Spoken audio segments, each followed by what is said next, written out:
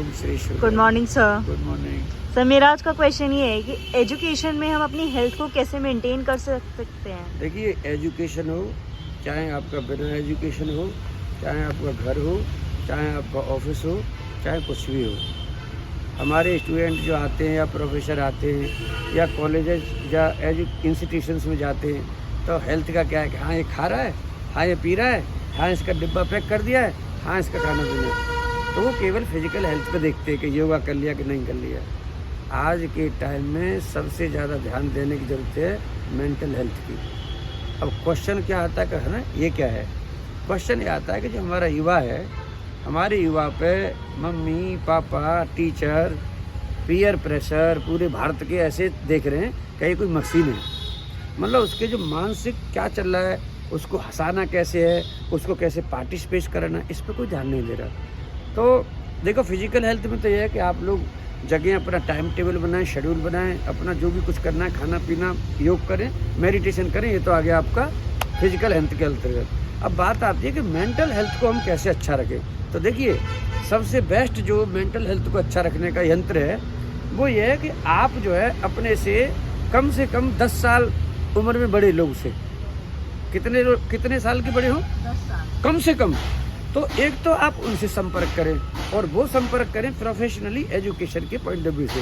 दूसरा, आप जो है ना, जो चीज़ें आपको अच्छी लगती हैं वो चीज़ें लाइब्रेरी में बैठ के पढ़ें। और अच्छे हेल्थ के लिए, जो आपका मेंटल हेल्थ के लिए, आप कम से कम 10 से लेके आधा घंटा तक अपने आप से खुद से बात करें।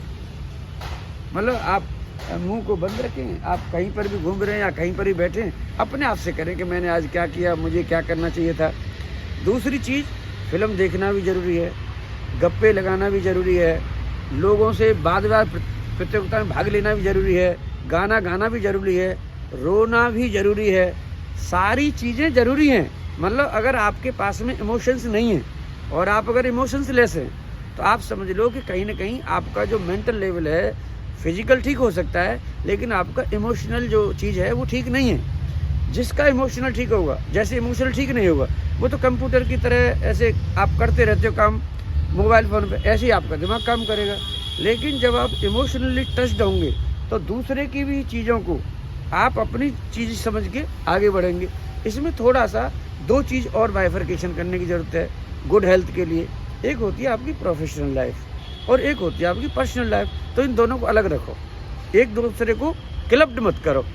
तो प्रोफेशनल लाइफ में आपका जो टाइमिंग है आने के, वो भी है आपके पढ़ने के, मेरे पढ़ाने के, तो उस तरह से उसको बनाना है। पर्सनल लाइफ में मैं क्या खा रहा हूँ, क्या पी रहा हूँ, क्या पहन रहा हूँ, इन सब की ज़रूरत नहीं है किसी से ज़्यादा शेयर करने की कि कहाँ मतलब क्या कर रहा हूँ, क्योंकि इनसे भी पता क्या होता है, आपके कोई दोस्त हैं, जाने अनजाने में अपनी चीज़ों को बताए थे, वो कई बार तुम्हें ऐसे कमेंट कर देते तो उसी से परिवर्तन हो जाता जीवन में। तो आपको ना दूसरे कह रहे हैं, आप उसके आधार पर ऊपर नीचे हो रहे हैं, ऐसे नहीं होने की ज़रूरत। आपको कुछ अपना वजूद भी तैयार करना है और वो वजूद जब तैयार होगा जब आप डेली का रूटीन का, जैसे टीचर्स टीचिंग प्लान अपना रखते हैं, एग्जीक्यूशन प्लान रखते हैं, वैसे ही स्टूडेंट अपना स्टडी प्लान करे और उसका एग्जीक्यूशन रखें। मैं ज़्यादा तो बड़ी बात नहीं कह सकता, वो भारत का सबसे सर्वश्रेष्ठ स्टूडेंट, और कोई चाहे एंटरप्रेन्योर बने, चाहे आईएएस बने, चाहे आईपीएस बने, चाहे प्रोफेसर बने, वो सबसे सर्वश्रेष्ठ बनेगा। जो मेरा अपना अनुभव है आज तक का, वो मैं आपके साथ शेयर करता हूँ। थैंक यू, नमस्कार, धन्यवाद। Thank you sir.